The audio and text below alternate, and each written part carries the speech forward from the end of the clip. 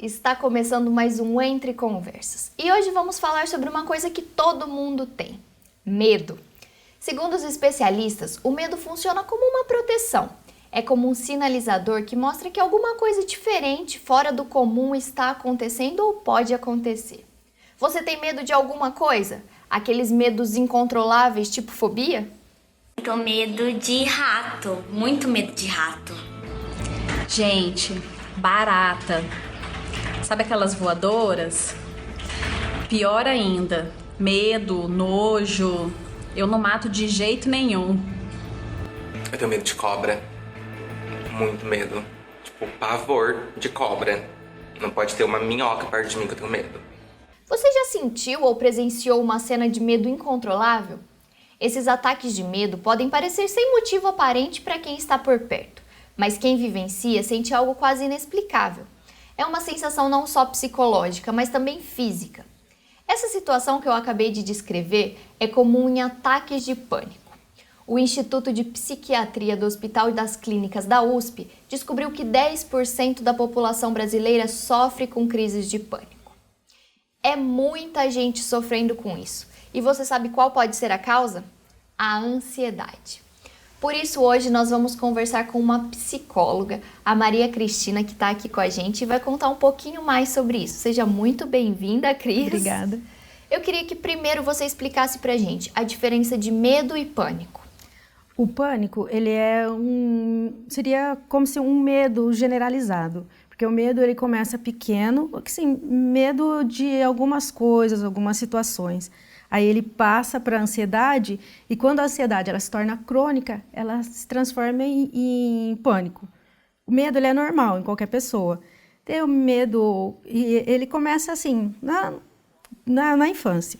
E ter medo é normal, você sentir que alguma coisa vai acontecer. O medo ele te informa que alguma coisa vai acontecer de diferente. E aí ele se transforma em ansiedade, assim, quando você está prestes a fazer uma prova que é muito importante, você vai, por exemplo, fazer uma carteira de motorista, que você vai fazer a prova, que você tem aquele dia, a prova da faculdade, a última prova, são coisas assim que diferem o medo da fobia, é isso. Um exemplo bem do dia a dia mesmo. Uma criança coloca o dedo em alguma coisa quente, uma panela. Uhum. A partir daí ela tem medo de colocar o dedo. Isso é medo. É medo. Mas se eu tenho medo, por exemplo, tô terminando a faculdade, eu tô com medo da apresentação do TCC. Isso já é ansiedade e pode se transformar numa crise de pânico. Pode. Né? Se você não conseguir dormir porque você está pensando só no seu TCC, se isso começar assim, fazer mal para o seu dia a dia. Se você sente um medo, mas é aquele medo assim tranquilo, sentir medo normal, assim, que a gente fala normal, sentir medo que não causa nenhum desconforto, nada que atrapalhe o seu dia a dia, a sua vivência, é medo normal. Medo da situação, Da situação, né? isso. Aí, pânico mesmo seria você não consegue dormir, você não consegue comer, você não consegue sair de casa. A hora que você abre o computador para escrever o TCC, some tudo da sua cabeça. Seria isso, mas que ele se transforma mesmo aí em pânico. Então a gente pode falar que a ansiedade é um fator determinante nas crises de pânico. Poderia sim, seria um dos fatores determinantes nas crises de pânico, a ansiedade. E a ansiedade também a pessoa pode não perceber que está ansiosa, né? Sim. E isso piora todo esse quadro de Isso. pânico, de medo exacerbado de tudo, né, Exatamente. As pessoas elas não percebem que elas estão naquela situação. Mas assim, não é anormal você ficar ansioso, porque é algo diferente, é algo novo. Então, o que é anormal da ansiedade mesmo é quando ela se torna muito grande que você não consegue fazer alguma coisa. Então, é comum ter medo, é comum ter ansiedade, Sim. Mas a ansiedade pode aumentar isso muito, né? Sim. Então, a gente tem que ficar atento para conseguir tratar isso também, né? Exatamente. Tem que estar atento para conseguir tratar. Se você você perceber que você não consegue controlar aquele medo, é um medo muito que está vindo sempre, muito grande ali, você procurar um atendimento, procurar alguma coisa que você possa tentar, algumas coisas que você vai conseguir burlar aquele medo, você vai conseguir controlar ele, viver com ele e ter uma vida plena. Tem algum sintoma, assim, que é muito característico, que a gente consegue falar, esse é um sintoma de ansiedade que pode gerar uma crise de pânico? Um dos sintomas é a tremedeira, né? O coração acelera, a boca fica seca. Então, são esses os mais, assim, que mais dão nas pessoas, que mais são relatados quando as pessoas elas estão em crises. Elas não... tem gente que não consegue ficar em pé porque a perna treme muito. É importante falar que tem muita gente que fala, é psicológico, você tem que pensar um pouquinho mais. Não é só psicológico, né? Afeta o físico também. Sim, também. Afeta o físico, dá uma descarga de adrenalina, né? Que daí você não consegue controlar. Porque não é fácil você controlar o que está se passando por dentro. Com certeza. Né? Por mais que você pare e fique pensando naquela situação, fique um pouquinho ali, vamos dizer que consigo mesmo, para tentar passar aquilo, não é fácil. Não é fácil de controlar sozinho uma crise de ansiedade, uma crise de pânico. Não é fácil. Tem algum gatilho, assim, muito comum que dispara essas crises? Ou depende de pessoa para pessoa? Depende de pessoa para pessoa. Às vezes, você pode nunca ter tido uma crise de pânico na vida. E você, por exemplo, está lá numa situação, um supermercado, por exemplo, e você vai tirar o seu carro. Te dá uma crise tão grande na hora que você vai, ou você vai sair a pé mesmo do estacionamento, do mercado, enfim. Te dá um medo tão grande, assim, sem causa aparente. Não precisa ter uma causa. Aí o medo simplesmente ele vem e você tem a crise e nem você sabe explicar por que você teve aquela crise. E ela é incontrolável. É importante deixar isso claro porque às vezes as pessoas que lidam com pessoas que têm crises de ansiedade, crises de pânico, até falam, não, por que você teve isso? O que aconteceu? Não tem uma coisa específica, né? Não tem como explicar isso. Não tem como explicar. É uma coisa que vem, que qualquer pessoa pode ter. Vem e vai, assim, de forma, assim, vem, né? Para ir, aí precisa de tratamento. E, assim, o máximo que tem que ter cuidado mesmo é na hora que tá com medo, para não transformar aquele medo em pânico. Porque não ficar ansioso demais com aquele medo, né? Começa com um medo pequeno. E aí, ansiedade e pânico. Aí, já um complica. Desencarreta o outro. Exatamente. Né? Um nunca vem sozinho, sempre vem junto com o outro. Segundo os especialistas, 20% das crianças sofrem de ansiedade. São meninos e meninas preocupados, perfeccionistas demais, cheios de medo de errar. Já falamos que a ansiedade contribui muito para desencadear os medos e as crises de pânico. A psicóloga Cris está aqui com a gente. Cris, eu queria agora voltar ao medo para as crianças. O medo que a gente sente quando é criança pode aumentar e virar pânico quando a gente é adulto? Pode sim. Por quê? O que acontece? Às vezes a criança ela sente medo de pássaro. A criança sente medo de pássaro. Aí o pai vai lá e fala para ela, mas por que você tem medo de pássaro? É um bichinho que não faz medo para ninguém. Pega um passarinho e coloca na sua mão. Quando ele coloca um passarinho na sua mão, porque você já tem medo, aquilo pode desencadear em você uma crise de pânico, já na primeira infância. Então, é muito fácil. Ou esses medos mais comuns, o medo de palhaço, por exemplo, que muita gente tem, medo de palhaço. O medo ele pode surgir de uma situação que ocorreu quando, por exemplo, eu vi um palhaço e achei ele muito feio. Eu, quando criança, a criança viu um palhaço e achou muito feio. Aí ela ficou com medo. E tem muitas histórias populares de palhaço, agora está circulando uma história de palhaços. Então, se porventura eu tenho um filho pequeno e eu vou falar assim, nossa, esse palhaço é muito feio e meu filho está ouvindo, eu posso desencadear no meu filho aquele medo. Ele pode não ter tido medo do palhaço quando ele viu, mas ele vai ter medo porque eu tenho medo. Eu posso desencadear no meu filho o medo. E aí aquele medo de palhaço vai crescendo, conforme ele vai crescendo, sempre que ele vê um palhaço ele vai ficar com medo. Sempre que ele vê um passarinho ele vai ficar com medo, porque ele não gostou da sensação do passarinho na mão dele. E aí esse medo ele vai subindo, ele vai aumentando. Tem crianças que têm medo de descer escada, subir escada. E são medos que, para a população em geral, são medos bobos, mas que são medos assim, que para eles são muito fortes. Então é comum esse medo de coisas do dia a dia? Sim, muito comum, principalmente em crianças. E principalmente quando a pessoa que tem medo é exposta a esse medo, né? A pessoa fala, não, você tem que encarar, aí piora. Piora. Não tem que encarar. Não é esse o tratamento, Não, né? não é assim. Então, a ferro e fogo, não tem tanto que encarar. De forma gradativa, a gente pode ir inserindo o objeto do medo para a pessoa, mas assim, não assim, você tem que encarar e colocar o objeto que a pessoa tem medo na frente dela, assim, já para ela encarar, não dá. A Cris já falou um pouquinho sobre palhaços e eles estão entre as coisas que mais assustam. Recentemente, alguns palhaços assustadores surgiram em todo o mundo e isso trouxe de volta esse assunto de medo de palhaços.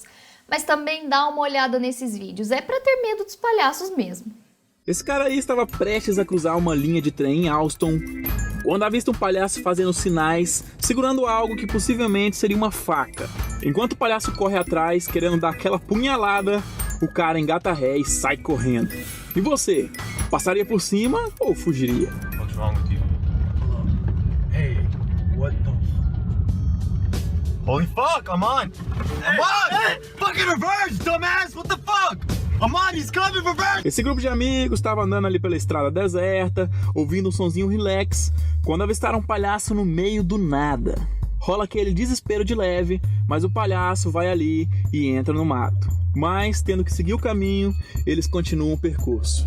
Dude, honk at him. No way. Dude, get out of here. Go, back up. Oh my god. He's just going... Oh my god, dude. Should I go forward? No. Don't go forward. You're so stupid. I'll go back fast. Don't. Step on it. Go, dude. No, I got it. It's fine. Go. I got it. Oh, no. What the... A cara desse palhacinho aqui é realmente muito assustadora. Eu não sei o que esses dois estavam pensando quando resolveram trocar uma ideia com esse palhaço dentuço. Mas a sorte deles é que a porta estava trancada. Hey, what's up, buddy? You hurt.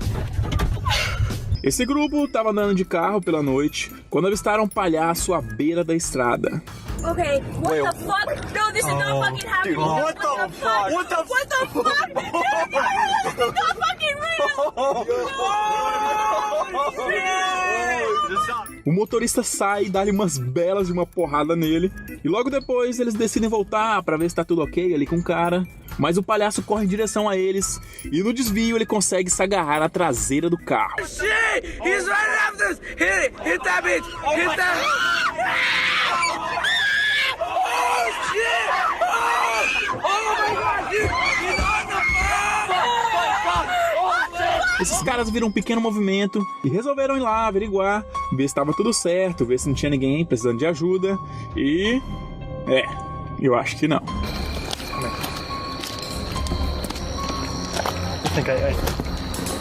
Hey dude, you shouldn't be out here. This stuff's going on, right? Hey. Dude, what's going on? Oh, fuck. Fucking hell. Esses palhaços aí carregam coisas na mão, correm atrás das pessoas, mas tem aqueles palhaços normais que têm o objetivo de assustar ninguém. Cris, por que os palhaços normais também causam medo? Por conta dessas lendas urbanas, desses ditos que os palhaços eles vêm para assustar. Muitos pais eles usam quando a criança é pequena, o palhaço vai te pegar, tem o bicho-papão, e aí a criança ela cria um imaginário, uma ilusão na cabeça dela que aquele palhaço é uma pessoa mascarada. Para uma criança é uma coisa medonha. Então esse medo de palhaço ele surge na primeira infância e ele vai crescendo depois. Aí é muito comum o medo de palhaço, é um dos medos mais comuns que tem. Porque a gente não consegue ver essa característica humana da pessoa, né? A máscara, a pintura em geral, tudo isso afeta, né? Afeta. Quando a criança ela ainda é de colo, ela consegue ver o rosto, né? Ela vê a mãe pelo rosto, que ela consegue já decifrar que aquela é a mãe dela. E o palhaço, ele vai contra tudo isso. Você olha, você não vê uma pessoa, você só vê aquela pintura, aquela coisa ali no rosto dela. Então, para a criança, nossa, é muito amedrontador. Com certeza, né? E é difícil explicar, mas o fato da gente não saber o que ou quem está ali por trás daquela fantasia é o que assusta. Alguns estudos mostraram que a nossa incerteza sobre se eles são ou não humanos é o que dá o medo. Dá só uma olhada nessa explicação. Em 1970, um professor de robótica chamado Masahiro Mori escreveu sobre como reagimos a robôs ou animações com características humanas. Ele mostrou que quando tentamos reproduzir características humanas em animações ou robótica, os resultados inspiram simpatia só até certo ponto. Quando as simulações ganham características próximas demais às nossas, mas ainda fica claro que não é humano, a figura pode causar desconforto e medo em alguns casos. Reagimos assim porque o nosso cérebro evoluiu para identificar outros humanos através das expressões faciais e corporais. Quando vemos um ser que fica no limite, entra em ação um mecanismo evolutivo para nos proteger. Esse momento foi chamado de Uncanny Valley, ou Vale do Esquisito. Nos últimos 40 anos, o desafio da computação tem sido ultrapassar esse vale. Tintin, Wall-E e Toy Story são bem simpáticos. É porque seus personagens não tentam imitar humanos, mas carregam expressões humanas com as quais conseguimos nos identificar. Medal of Honor e Final Fantasy tentaram e falharam. Os personagens parecem cadáveres animados e não convencem. O segredo para ultrapassar o vale está nos olhos. Criações como essa da Activision se preocupam bastante com eles. Bem realista, né? Só a boca ainda é um pouco esquisita. Já estamos bem distantes do ponto mais profundo do vale. Falta muito pouco para chegar do outro lado, quando uma foto e uma animação gráfica realista serão indistinguíveis uma da outra. Não vai ser legal só para filmes e games. Vai ser possível conversar com avatares idênticos a nós mesmos, por exemplo. Mas antes precisamos ultrapassar de vez o vale. Não sei se eu já ultrapassei esse vale, se tô pronta para esses robôs que nem parecem tão humanos. Cris, existem diferentes tipos de fobias, né? Existem também diferentes tratamentos ou fobia tem que ser tratada com um psicólogo, com remédio? Como é que funciona? Olha, assim, nem sempre se precisa de medicação. É bom colocar a medicação e a terapia juntas. A gente trabalhar em conjunto é sempre bem melhor. E a pessoa vai conseguir controlar mais facilmente.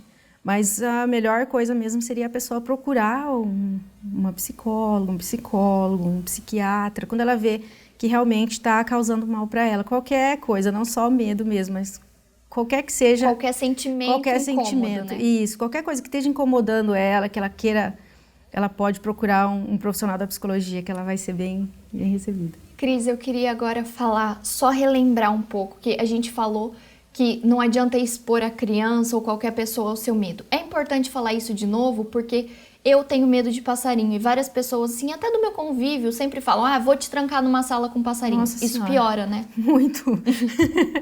Muito, piora muito. Assim, você tem que colocar a pessoa de frente com o medo dela, mas de forma gradual, bem gradativa mesmo. Bem, assim, aos poucos, porque dá muito medo. Assim, quem não tem o medo não sabe como que é. Então, aí as pessoas elas acham que realmente, eu vou conseguir tirar esse medo de você. De jeito nenhum. Você vai ter uma crise tão grande se te trancarem numa sala cheia de pássaros que você, nossa, nem vai conseguir sair de lá. Vai ser muito pior, né? Muito, muito pior. Então tem que procurar um psicólogo, Sim. uma psicóloga, e aí conversando sobre esse medo que é Sim, mais fácil. Exatamente. Né? Vai encarando sem o objeto do medo estar presente. Porque tem muita gente que, se ela vê uma foto, por exemplo, não sei se é o seu caso, se vê uma foto de um passarinho, ela vai ficar com medo. Sim. Então, não precisa nem o objeto estar presente para a pessoa sentir tanto medo. Isso acontece com insetos também, né? Que é muito comum. Muito. As pessoas têm medo de inseto. Não, você tem que matar barata. Nossa, não é assim. Muito, muito medo. E assim, não é só criança, jovem, adulto, homens, mulheres. Medo de barata é... E se a criança, por exemplo, eu tenho um filho e ele sofreu algum trauma, ou eu percebo que ele está com medo exagerado de um palhaço, de um passarinho, de um inseto, eu posso fazer alguma coisa para tentar evitar que isso vire um pânico? Você pode tentar conversar com ele, transformar aquilo num assunto normal do dia a dia. Não quando ele falar que está com medo, por exemplo, do passarinho, não, tira ele de perto do passarinho. Não, conversa com ele normal. Fala para ele, olha, não faz nada o passarinho, mas você pegando o passarinho, não ele. Mostra para ele que o passarinho não faz nada e conversa as conversas de pássaro normais, assim. Não fala. Trazer o assunto pro dia a dia, Exato, né? isso. Fazer a criança entender que aquilo é normal Isso. e que pode conviver com ela sem que ela não precisa ficar ansiosa por causa daquele E não assunto. precisa super proteger também, porque tem aquele medo. Ah, não vou em tal lugar porque o fulano tem medo do que tem lá. Não, vai. Leva a criança normalmente, age normalmente com ela e traz o assunto pro dia a dia. Admitir que a criança tem medo ou que a gente Isso. tem medo é importante. Muito importante. Porque já é uma forma de você vivenciar aquele medo. E você vivenciando o medo já é um passo para que você consiga vencer ele. É bem legal conversar sobre isso. Cris, eu queria agradecer muito a sua presença. Eu que Você agradeço. esclareceu muitos assuntos e dá pra gente perceber que é uma coisa muito comum do nosso dia a dia, né? Muito, muito comum. Obrigada pela presença, você aí de casa. E semana que vem tem mais Entre Conversas aqui na TV Unicesumar. Te espero!